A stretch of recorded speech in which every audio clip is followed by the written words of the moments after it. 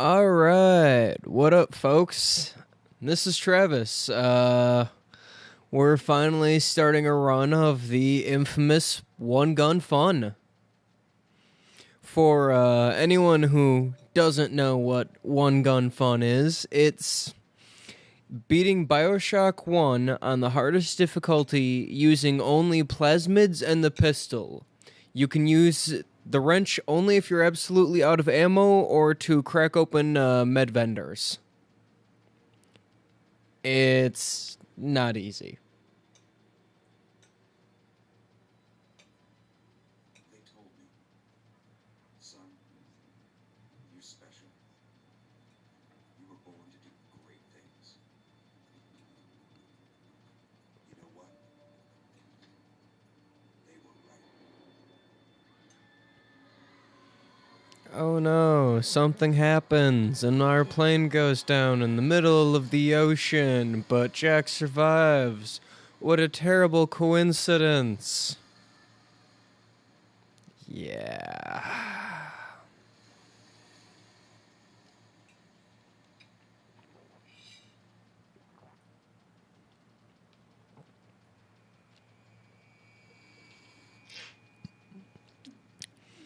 Though, to their credit, I'm a huge Bioshock fan, and the only reason the One Gun Fun Challenge even exists is because of a good friend of mine once making the joke about actually going through the game like that. I then had to prove it could be done.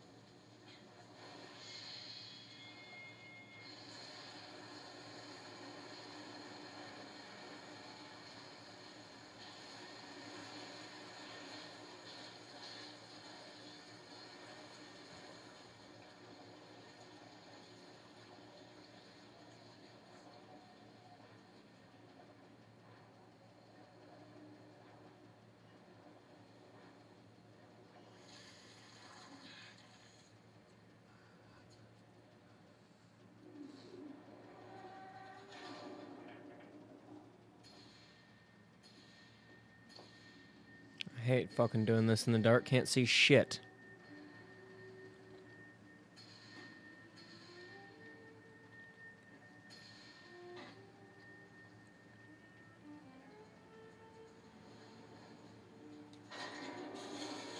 Alright, and down we go. Introduction to Bioshock. Also one of the most iconic, I guess, quotes from the game.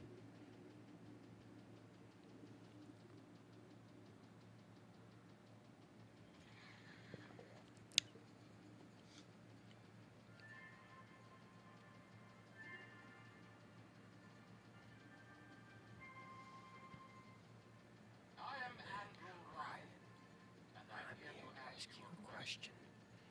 Is a man not entitled to the sweat of his brow? No, says the man in Washington belongs to the... No, says the man in the Vatican area belongs to God. No, says the man in Moscow, it belongs to everyone. I rejected those ideas.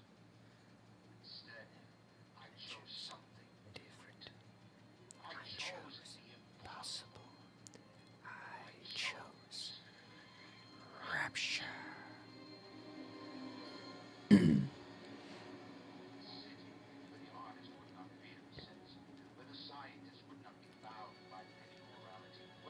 Historically speaking, Andrew Ryan got the idea to build Rapture undersea after America bombed Japan the first time during World War II. Upon realizing that atomic weapons were going to be a reality of the new generation, he wanted a city underwater that would be free from the new atomic age.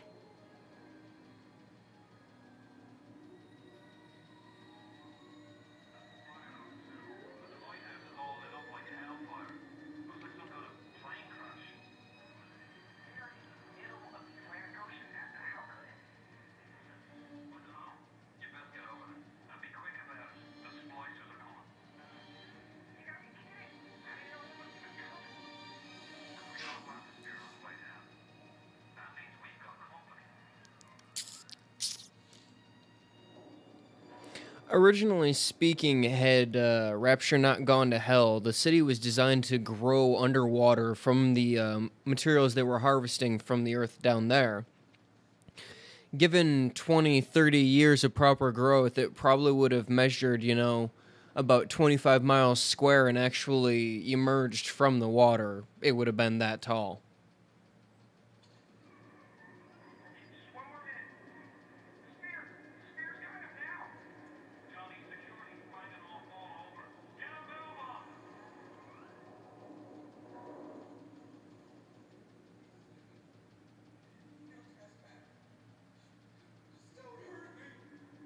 Just let me go.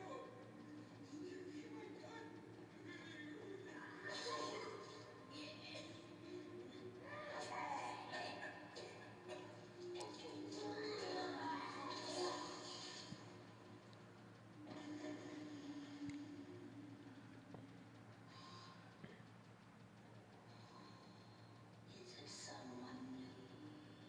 What up?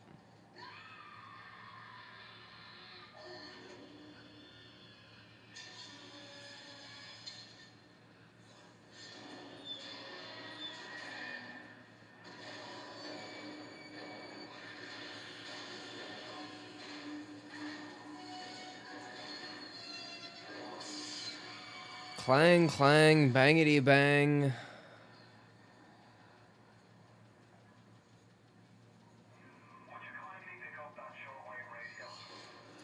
Thank you.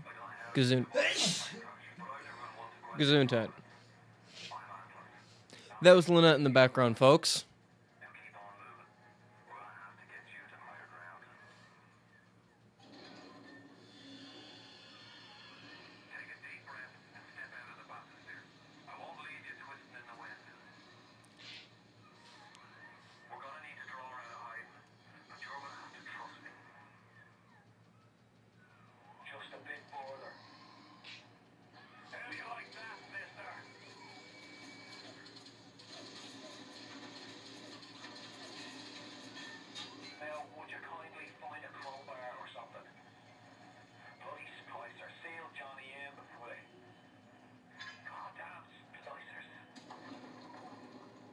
Ah, the wrench.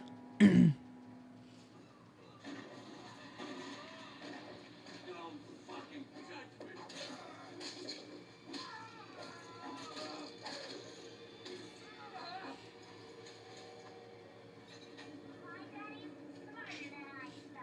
Out of any weapon in Bioshock, the wrench is by far the most iconic.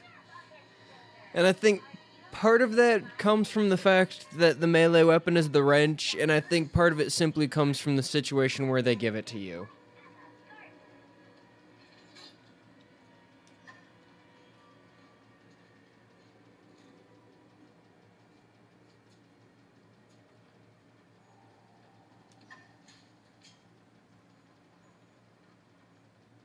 Loot everything not nailed down. It's survivor difficulty. You're gonna fucking need it. And do super drugs.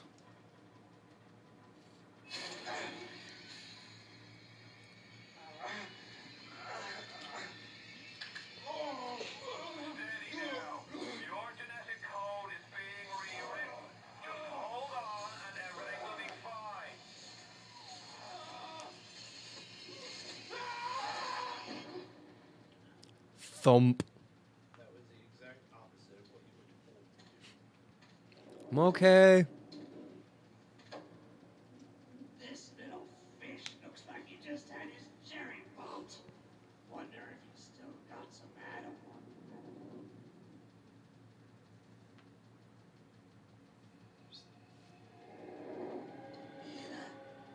Let's talk weak.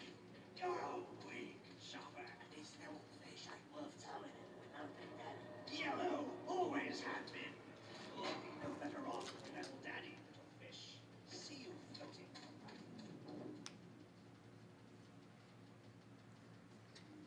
And our first introduction to the Big Daddy.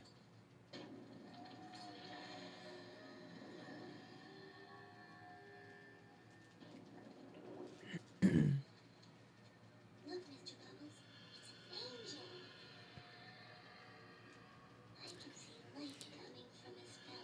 Nerd fact. So, the Alpha Series Big Daddies were actually augmented people spliced up and then put into suits.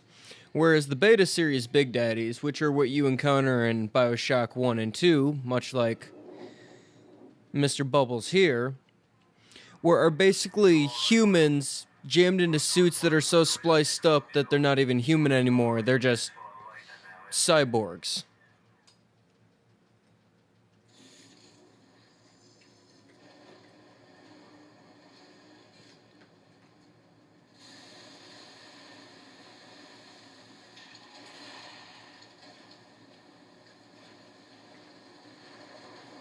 And we're running.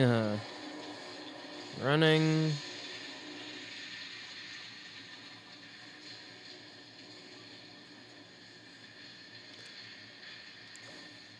Learning the 1-2 punch. The 1-2 punch.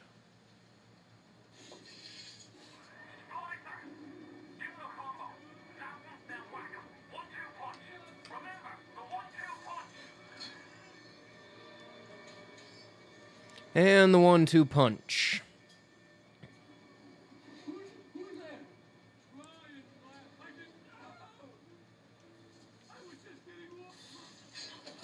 If you're playing a wrench playthrough, the 1-2 punch will carry you through the entire game. Skittles, the dead cat.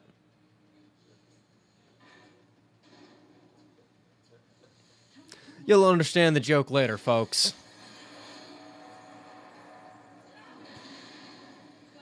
And Survivor difficulty. Until you get upgrades, you get 2 shots of Electro Bolt, and then you're out.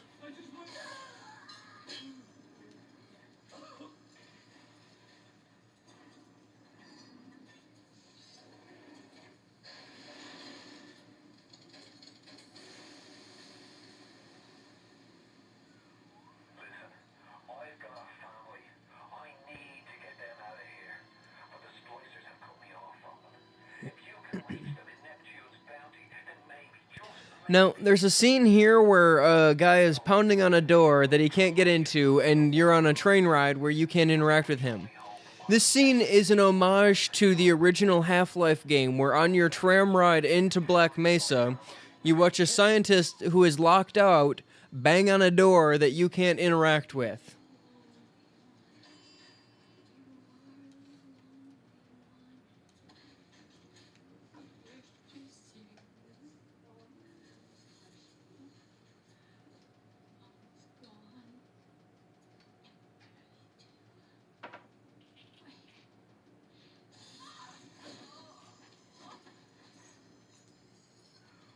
Plasmids changed everything. This is mine.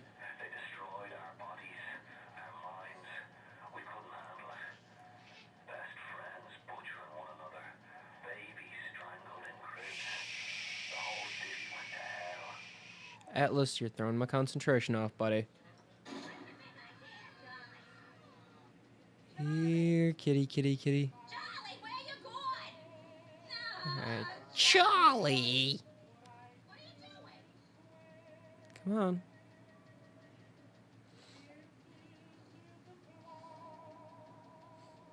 This isn't right.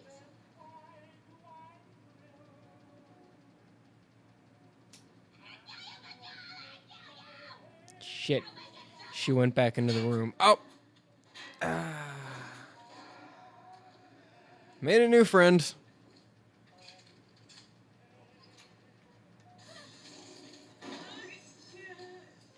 Solving the problem, Steve. Solving the problem.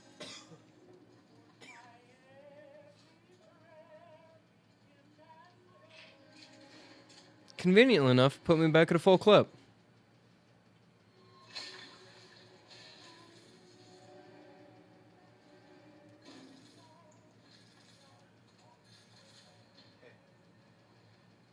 You want to call that episode 1, Spill This Bowl, and go back to episode 2?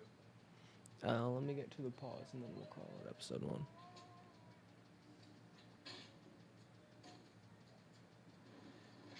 If you spot a splicer in the water, hit him with the electrobolt.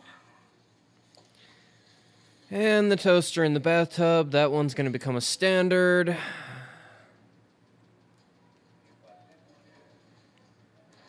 Hey. Sometimes he drops his gun and you can't loot it. Other times he drops his gun and you can.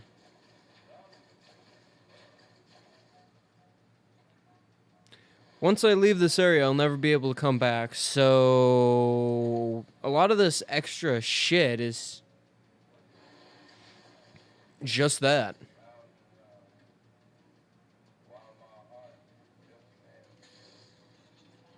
You know, it's designed to bulk you up on gear, so that way when you come across harder enemies and you're blowing through first aid kits and plasmids, or Eve hypos, my bad.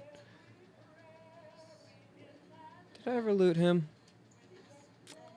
Fucker didn't have anything anyway. Alright, our introduction to a competent thug.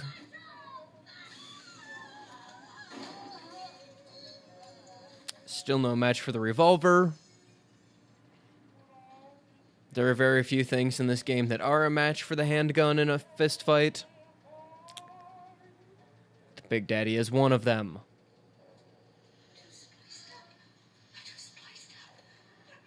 Gonna want me. The situation here with the ghosts is Eve and the plasmids themselves have a genetic memory. So when a person injects them, they basically acquire part of that person's memory. So when the Eve is recycled, like in, oh, say, a little sister, and injected into another person, after enough of the cycle, the memories start to bleed into a person. It's kind of like the Animus bleed effect from the Assassin's Creed series. Except with crazy people. I just wanted some company. Have company in hell, you son of a bitch. Alright, folks.